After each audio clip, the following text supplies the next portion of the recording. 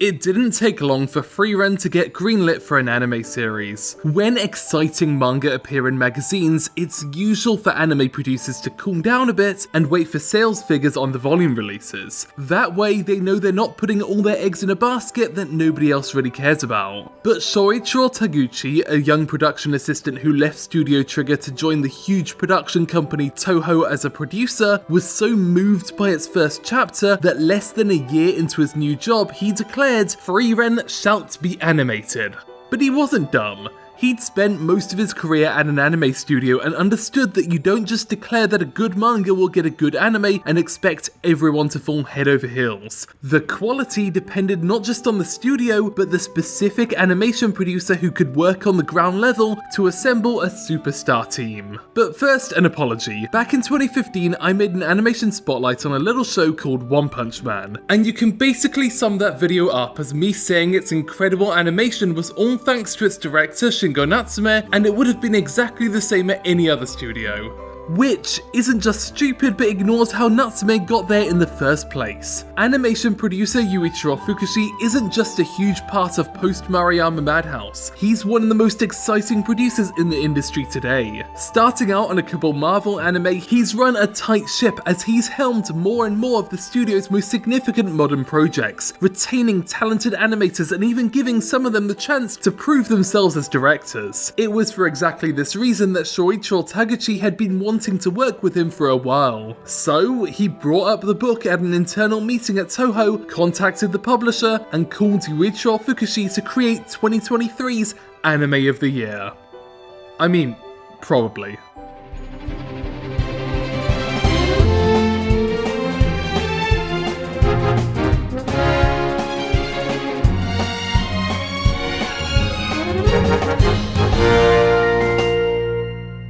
Even though director Keiichiro Saito's directorial debut appeared to be 2022's Bocchi the Rock, the offer to direct Frieren actually came first. It's just that it spent more time in pre-production. Before taking on a whole series, he'd already proved himself over at Madhouse, and to producer Fukushi himself, co-directing the Aka 13 OVA and 2 episodes of Shingo Natsume's surreal original series Sunny Boy. So Bocchi becoming a critical and commercial hit last year became a reason for Frieren's investors to start getting excited, because this is a show aiming to become a mainstream hit. Along with the backing of the production company Toho, it's also funded by both Madhouse themselves and their parent company Nippon Television. What's more, it debuted with 4 back-to-back episodes on the Friday Night Roadshow block. This is about as mainstream as you can get. Every Friday night since 1985, Nippon TV has broadcast a family-friendly movie, and it's become kind of a cultural mainstay. A lot of what they'll do these days is Disney stuff, a lot of re-airs of Ghibli movies, you know, the kind of thing you'd expect to air at 9 PM on a mainstream channel on a Friday. But that makes Frieren the first TV anime to ever debut there. And, well, it debuted well. An estimate of 6.8% of Japanese households tuned in for Frieren's opening episodes, and the drop-off when it moved to 11 PM wasn't dramatic. Honestly, I'm not surprised. Frieren is captivating. The first episode proves that Saito and his team understood the tone of the manga, with its melancholy interspersed with sparks of humour as the titular character reflects on a journey that meant far more to her than she realised at the time. There's plenty of animation flexes throughout, like this bustling crowd shot from the director of the episode Ayakatsuji, and this opening scene here with not only a camera moving through a 2D environment, but several of an artist's worst enemy, the horse. By allocating talent to these moments, it's narratively cementing the memory of this celebration into our minds. We understand how important the victory over the Demon Lord was for the people of this world. The episode also features a montage, and it was only while watching that I realised how rare these are. Anime adaptations are so often about cramming as much content into their allocated screen time as possible, but Keiichiro Saito opted to flesh out this one page into 30 seconds of stunning vignettes, accompanied by the almost haunting yet hopeful tones of Evan Cool's medieval soundtrack as 50 years disappear in a flash.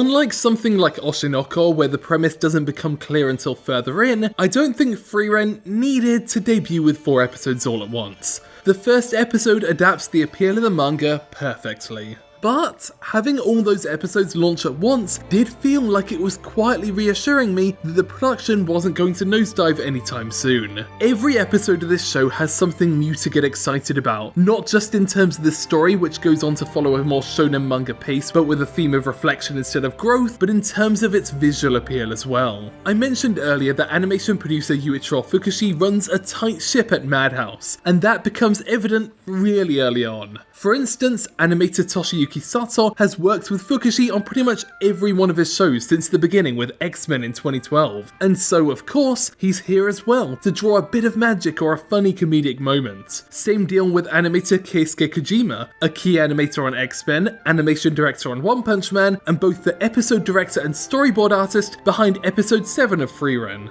By forming connections with artists early in their career, producers get the chance to observe their growth and put them into core positions once they've built up experience. And there are plenty of other connections that work just like them, not just on Fukushi's side but on Saito's as well. The production noticed that as soon as animators heard Saito was directing, they got a load of calls asking if they could work on Frieren as well. At time of writing, their latest episode was 9, and yes, I'm sorry, I was on holiday. 9 is the closest we get to a classic shonen battle. Mage versus mage, axe wielder versus axe wielder. I don't think this is a radical take, but for as talented the manga illustrator Tsukase Abe is when it comes to drawing characters, creatures, and the world itself, I've never been particularly blown away by the battles in the manga. They can often feel just like a sequence of events rather than an ongoing battle that you can really get immersed in. But the anime's kind of taken these motions as a starting point and then gone ahead and appointed, well, genuinely some of the top action animators in this entire industry. Koki Fujimoto, fresh from his iconic Chainsaw Man battles, directs and storyboards an episode full of clashes that are only loosely based on the manga. Because most of the scenes here are entirely original, including the badass fern strut that he animated himself. I'm kind of split on whether these set pieces make the adaptation feel inaccurate or not. Fern doesn't demonstrate this kind of power in the original after all. But this is why I generally lean towards the idea that an adaptation is a separate thing that doesn't necessarily need to follow the same rules. So if Koki Fujimoto wants to follow the rule of cool instead, well, you won't hear me arguing.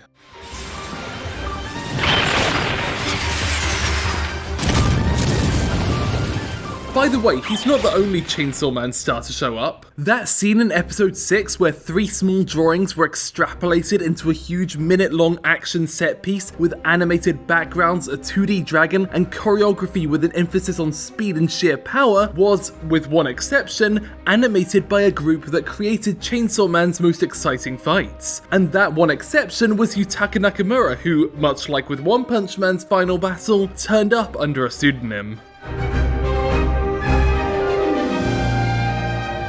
Once again, largely original, but it fits with the strength the narrative says these characters have, even if it's not shown in much detail in the manga. You know, I really thought I'd be sick of, quote, overpowered protagonists. There are a dime a dozen in isekai anime these days, to the point where one not having an absurdly powerful dork with his 50 wives is a rarity. But what I appreciate is that Frieren's strength isn't just an excuse for other characters to validate her. Rather, it's the reason why she can explore this world with no regard to borders. And while there isn't anything particularly unique about the realm these characters inhabit, after all it's that same tabletop RPG setting you'll see in pretty much any fantasy anime these days, there's something to be said about it feeling alive. Even with the power to fly and blow shit up, the characters travel the land on foot, appreciating every moment alongside the audience. All of these backgrounds that you see throughout their adventure are based on concept art by Seiko Yoshioka, an excellent painter who previously directed the backgrounds for Aka 13.